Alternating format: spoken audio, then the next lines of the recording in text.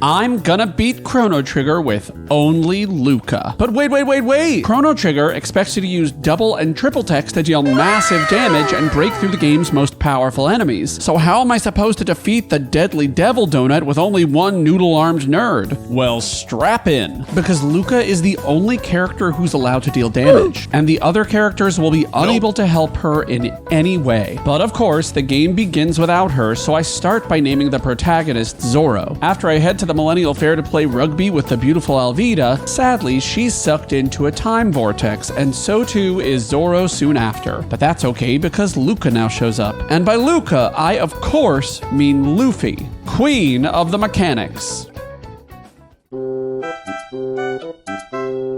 Luffy will eventually be a hugely powerful fire magic user, but she starts off with no skills at all, and her physical attacks are atrocious. And she has one of the two worst weapon types in the game, which we'll be forced to talk about a little bit later. But to delay some suffering, I head to the cliffs, fight some rollies, and allow her to learn Flame Toss, because this skill, which costs 1 MP, is a complete game changer. She's completely reliant on her MP though, so I head back into Guardia Forest for a hot second. If you touch this particular bush, Sheepy Monster drops a shelter. These restore HP and MP at save points. And if you exit and come back again, he regenerates infinitely. And shelters are expensive, so this is pretty great, because I can use them, or I can just sell them to fund my new cryptocurrency, Tantacles. And if you're wondering why Final Fantasy IX is in the bottom right corner, it's because I was waiting for frogs to regenerate in my Final Fantasy IX Queen Only challenge. Which reminds me, I have this infestation of frogs on my channel, and I can only get rid of them if you subscribe. So stupid. But really, do it. I need help. Once I have about 20 shelters, I head to church. And while the church may have been known for conservative dress once upon a time, the Ariana Grande high pony trend has infected this holy house's novices, and they do not like nerds. Fortunately, they're weak against fire. Luffy is able to kill 2 of them at once with a flame toss, and the other 2 are dispatched quickly thereafter. But pop stars never die, and we soon find ourselves in dire straits. Fortunately, this weird green dog saves us, so we name him Chopper. And Luffy now has to fight her first boss, Yakra. Yakra has nasty counterattacks that hit all 3 party members, and he is far less vulnerable to fire than his ponytailed pals were. However, Luffy acquired a bunch of tonics from the monsters at Guardia's Bluffs, so she's able to heal off this monster's damage relatively easily. Things get more dire though when both of her allies finally expire. And because I'm bad at video games, I die.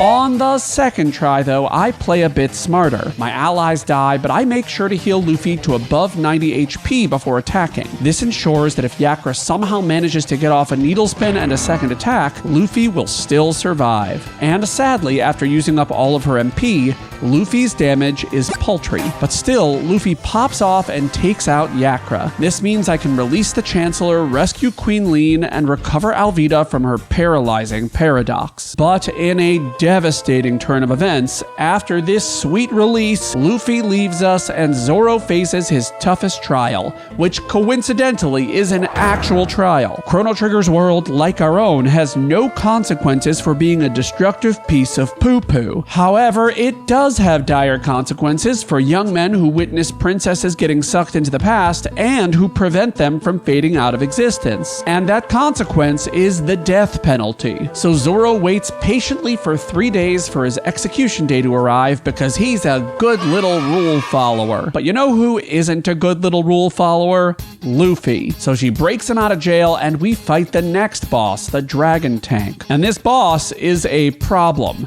It went so badly. The head is immune to fire damage, meaning Luffy has to use her gun to hit it. The wheels and body, by contrast, are vulnerable to fire. However, that doesn't matter because the head can heal off any damage Luffy does to them with no difficulty at all. No, God! And the first fight ends up being an unmitigated disaster. Since I can't do much damage, the tank eventually destroys Luffy with a fire attack. And I tried this battle several more times, and each time I died. I just don't have the strength to beat this battle, so this video is... Fortunately, I created a save file before I even entered jail, so it's time to grind. And not only for levels, because one encounter on the Guardia Cliffs yields ethers, which I will desperately need later. So once Luffy reaches level 8, it's time to try again. But unfortunately, I'm still having the same issues. I just don't have the strength to meaningfully damage the head, so I run out of items and I die. And I try again. Same issue. So I grind Luffy up to level 10.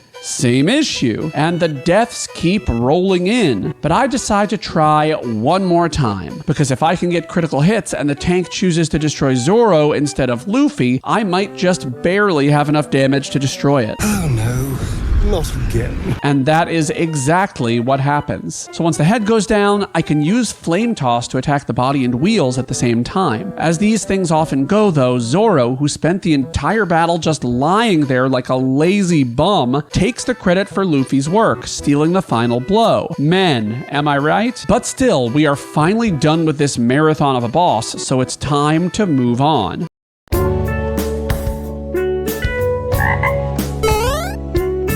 The team gets exiled into the future at this point, and we head through some ruins to fight the Guardian Robot. And this battle, compared to the last one, is a relief. Well, kind of. Because Luffy's Flame Toss can actually deal damage to the side bots. A lot of damage. And the boss can't heal itself, so she's able to take both of them out and then start hitting the big guy, who is, of course, immune to fire attacks. Okay, that bites, which means the only way I can hit it is with Luffy's weak-ass gun. I swear this game hates me. And just for fun, Luffy has such an awful speed stat that I'm able to pick up my cat and show her off during the battle. So after 25 minutes of the slowest combat I've ever seen in my life, I'm able to break this bot. This battle was not hard, it was just long, which is the opposite of what I'm into. So after discovering that the world is going to be destroyed by a giant devil donut and winning a race against the sexiest tricycle I've ever seen, we head into the factory. And there's nothing too hard to deal with in here except for a mandatory battle with the red blobs. Yet another enemy type that is not only immune to fire, but also takes minimal damage from Luffy's gun. I hate them. But at the end of this section, we finally enter a battle that Luffy is uniquely situated to deal with. The robots. Because these robots line up in rows of 2. Luffy's Flame Toss deals damage to enemies in a line. By shooting diagonally, she's able to hit 3 of them with 1 strike. And playing along with the game, the robots all attack Zoro first, which gives Luffy some leeway to hit him. And of course, once the boy goes down, things get a bit more difficult. With 6 enemies attacking all at once and her abysmal speed stat, I spend a lot of time stalling using the mid-tonics I collected earlier. Eventually though, I'm able to destroy 2 robots on the bottom, and this victory cascades. Then she takes out 3 more in a single strike, which of course means the final robot is destroyed soon after. The enemies are about to get harder, but Luffy is about to get a huge boost. Upon heading into the next time gate, we are immediately thrust into the end of time, which represents the beginning of Luffy's rise to power, because after running around Specchio's room 3 times... No, I did it though! After running around Specchio's room 3 times because the game f***ing cheated, Luffy gets access to actual factual magic, specifically her fire spell, and she brings that spell into the Hecarim Cave to fight, as you might have guessed, the Hecarim. Luffy's fire magic is quite effective, and the Hecarim takes its time in the first phase, where it only attacks. Fortunately, Alvida remains alive when phase 2 begins, and in this phase, Hecarim spends most of its time in counterattack stance. The key to this battle is to heal during the counter phase to keep Luffy at high health. That being said, I allow Luffy to tank a counterattack since I do have that extra health. But once Alvida gets taken out, it's no more Mr. Nice Luffy. I did this challenge with only Chrono before, and I'll link that in the description so you can watch it later. He had a rough time with this battle. But Luffy has something he did not.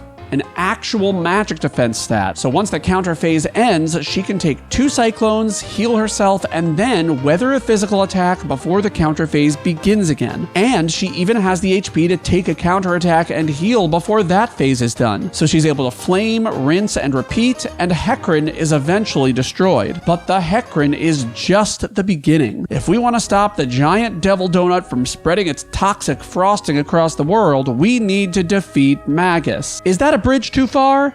I don't know, but let's cross the Xenon Bridge. That's one of the worst transitions I've written in my entire... The bridge has a bunch of skeletons initially, but at the end, we fight Zombor. This two-piece hater has a great upper physique, but he clearly skipped leg day considering that he's all skin and bones. Well, actually, he's just bones, but you get it. Its only scary attack is its big-ass beam, but what is an ass beam? Well, whatever it is, it don't impress her much. So with time, the leg's HP drop to 0, and their final attack, of course, is another big-ass beam, which yields no danger. And the top half of Zombor is not vulnerable to fire damage. Its physical damage is steady but slow, and let's just cut to the chase here. I won.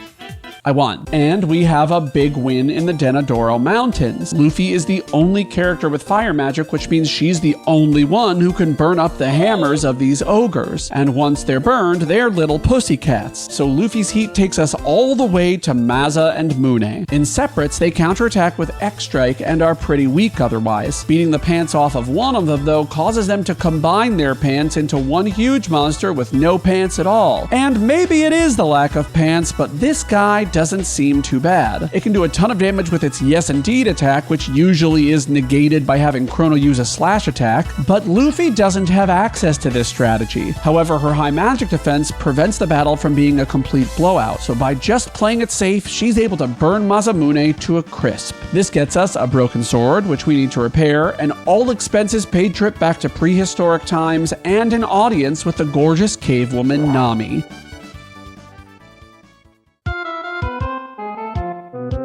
While you may think I went back in time just to hang out with a hot girl, you'd be right, but not completely right, because I also went back in time to get a big red rock, because broken sword plus rock equals super powerful sword. That's girl math. I can do it too. But to get the rock, we have to win a soup drinking contest, and wow, the plot of this game takes some twists, doesn't it? But the lizards steal the rock, and we go to kill them. Specifically, we aim to kill the biggest lizard in the game, Nizbel. And Nizbel is literally one of the 2 worst battles in this challenge. We'll talk about the second one later. But basically, Nizbel's defense and magic defense are sky high, and striking with lightning decreases them. But since Luffy doesn't have access to lightning, her only option is to hit it with fire. And her fire spells do almost literally nothing. So I spend a bunch of time figuring out which of her spells do the most damage per MP. Napalm costs 3 MP and deals about... I'm bored of this already. Okay, let me get to the point, which is that Nizbel has 4,200 HP. So I just took the damage each spell did, dropped it into a Google sheet, and then calculated how much MP I need to win. The number is approximately 840, which means I'd need about a bajillion ethers. So after about an hour in this battle, I realized that I do not have enough ethers to make this work. So I eventually run out of MP and let Nizbel kill me. So I'm gonna need another plan.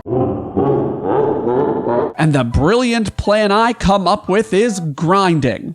Yeah, that's it. But specifically, I fight a bunch of news, so my fire spells now do 16 damage maximum, and I also acquired Fire 2, which does just about the same amount of damage, and Mega Bomb, which does a ton of damage but uses too much MP. So I just let her die again. Life sucks. But I realized something. I have the one item in my inventory that can help me win this battle. The Silver Stud. This item halves all MP costs and will therefore allow me to have my total MP needs. So I go back to my Google sheet. I recalculated the average damage for each spell to determine how many MP I'd need to win, and it looks like the most efficient option is Fire with 19.4 damage per MP. That's given my new and improved magic stat. Napalm, however, also looks pretty safe, so I decide to go with that instead. But I'm thwarted by variance. As it turns out, the average damage of Napalm is much lower than I thought. This is doing nothing now. Am I crazy? So I eventually do switch back to Fire, and after 45 minutes of fighting Nizbel at double speed, he finally goes down. Thank you, official Nintendo hardware. I'm not very good at winking. But now that I've defeated this giant lizard dude and grabbed the big red rock, we can head back to 1000 AD, fix the sword, and re-recruit the big green doggo. We also head to Luffy's house and grab her the Taban helm. This helmet will increase Luffy's physical defense and increase her magical defense by 10, which will be huge in the upcoming fights.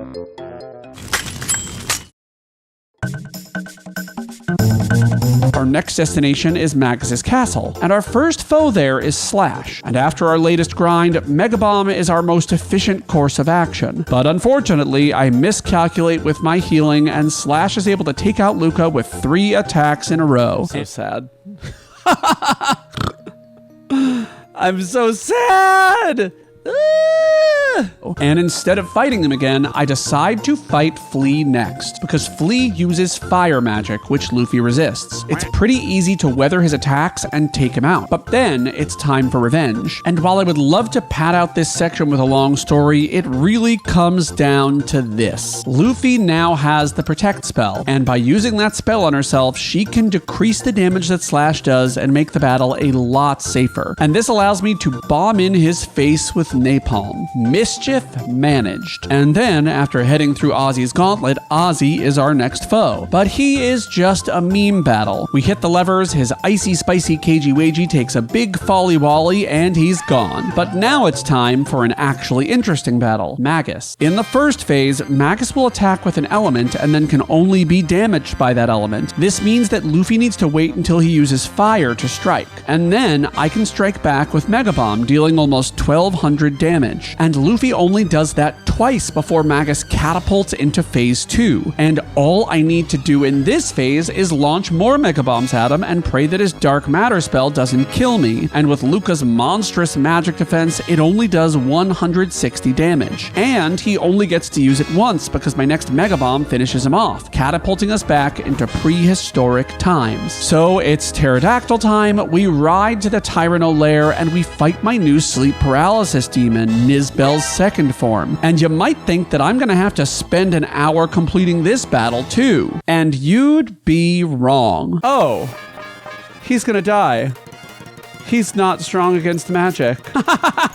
Nizbel 2 is not the same as Nizbel 1. Lightning does decrease his physical defenses, but his magical defenses start and end in the toilet. This means that all Luffy has to do is flush Nizbel down that toilet with some napalm. But the big dino flush is yet to come because Azala has a big dog. That dog pooped in the street and Azala didn't pick it up. So Luffy is here to bring justice. Listen guys, that was the best dog joke I could think of. I'm sorry. But also please pick up your dog's poop if they poop in the street. It's not that hard. I don't actually dislike this dog. I actually kind of want to adopt it and take care of it. But to do that, we have to defeat Azala. And Luffy's Mega Bomb does a ridiculous amount of damage to her. 3 Mega Bombs take her out, but Doggo doesn't seem that interested in adoption. So I start Mega Bombing the Doggo too. The Mega Bombs do 800 damage each, and that's enough. It only can set off 2 powerful fire attacks before I'm able to defeat him with Mega Bombs, bringing us to Zeal. Almost as soon as I enter Zeal, I get kicked out. It's just like my love life.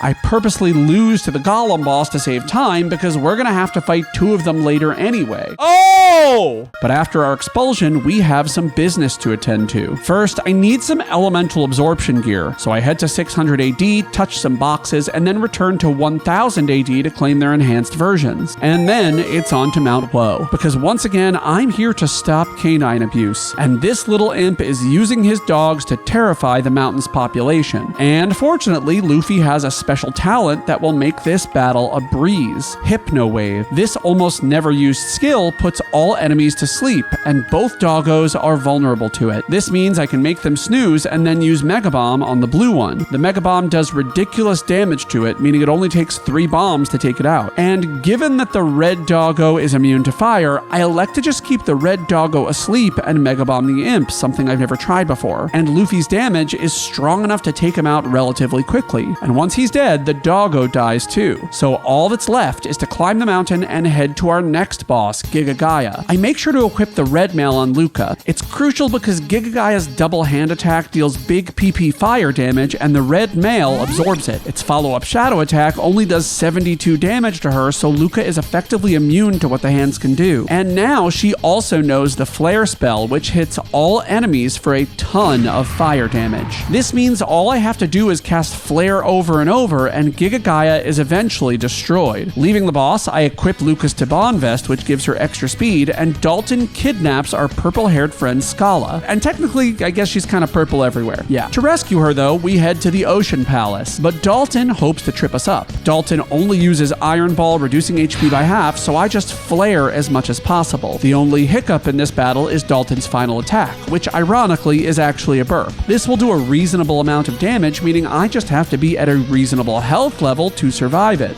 which isn't a problem, and he goes down. But at the bottom of the Ocean Palace, Dalton tries to get his revenge with the double golems, but I once again have a strategy. I equip Luffy again with the red mail, and after getting in one flare attack, the golems copy her and only use fire attacks, meaning there's no way I can lose, because the only other attack they'll use is the same one Dalton did at the end of the battle, burp. And because they healed Luffy with their fire attacks, she is in no danger at all. And now it's truly time for revenge. Remember when Zoro stole Luffy's kill against the dragon tank? Pepperidge Farm remembers. Well, after a basically unwinnable battle against Lavos, he tries to steal the credit for a battle we haven't won, and he dies. Take that, men, with your mansplaining and your manspreading and your giant throbbing. Did you know that kidnapping feels awful? Because my characters now get kidnapped by Dalton and stripped of their equipment. And nothing really happens here because once Luffy gets her equipment back, she's able to just flare everything to death with no issues. Particularly since the Golem boss is afraid of heights and runs away. And Dalton basically does the same, yielding the newly winged Epoch. And by the way,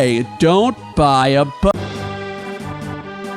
We're in the end game now, folks, because we have the option to go directly to Lavos. But I'm feeling some remorse about the comments I made earlier. We should not be hoping that boys who steal credit from girls die at the hands of naughty devil donuts. Healthcare CEOs, though, so I recruit Magus to help us out, and I name him Chopper, which coincidentally is the same name I gave to Frog, but someone donated for it, so my hands are tied. Sorry. So I actually just call him Chopper 2. And with Chopper 2 in tow, we head back to Luffy's house.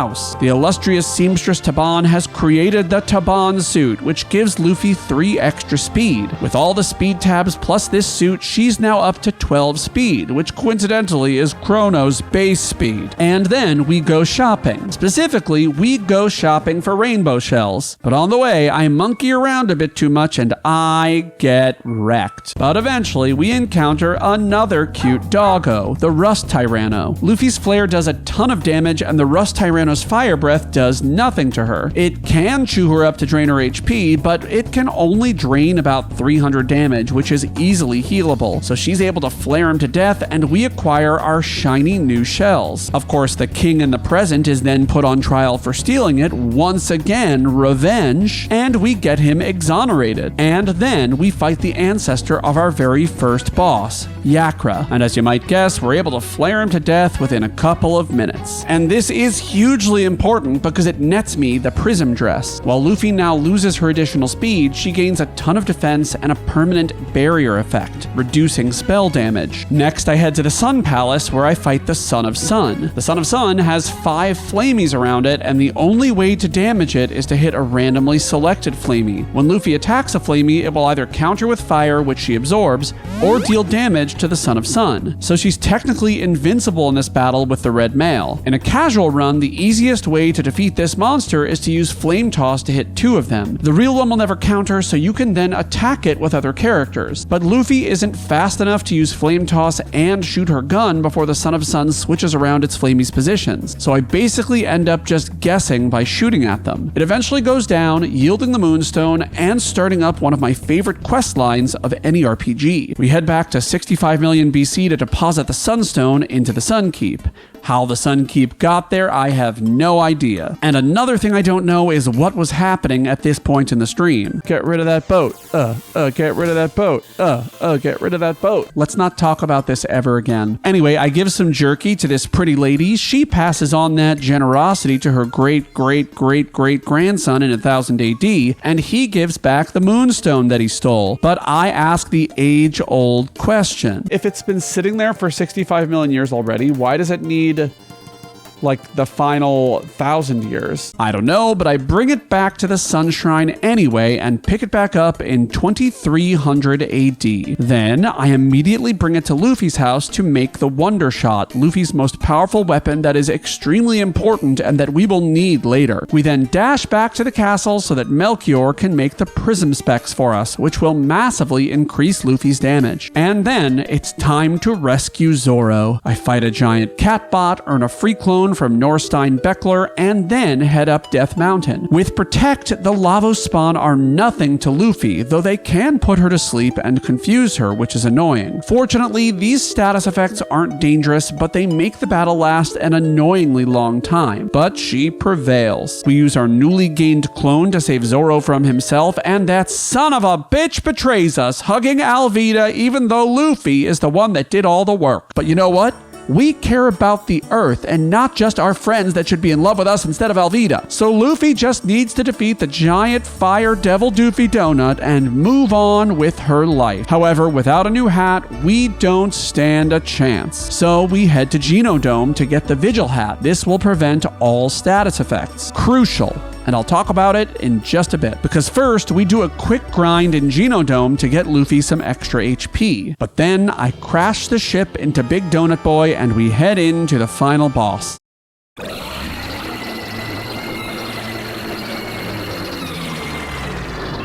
Lavos' first phase is a pain in the neck. Its booby beams take away almost all of her health, and it's honestly impossible to keep Luffy healthy, even with her most powerful armor. So as soon as she develops his offenses, Luffy dies. And the only solution is to grind. So we head to the Black Omen. There, I can get a ton more experience, but just as importantly, 2 more speed tabs. This gets Luffy's speed as high as possible. I equip her with the Wonder Shot, the Vigil Hat, the Prism Dress, and the prism specs, and then it's time to fight the donut again. He opens his door with the booby beams, but now the booby beams only do 140 damage. That means we're in business. So I hit the left arm with 3 mega bombs, I heal up, and then I start casting Flare. 4 flares result in both arms dying at the same time, which avoids an attack that eliminates status resistance. And then it's time to flare. Luffy's damage is ridiculonculous. The shell then dies, and it's time to fight the real thing. We have one goal: kill the right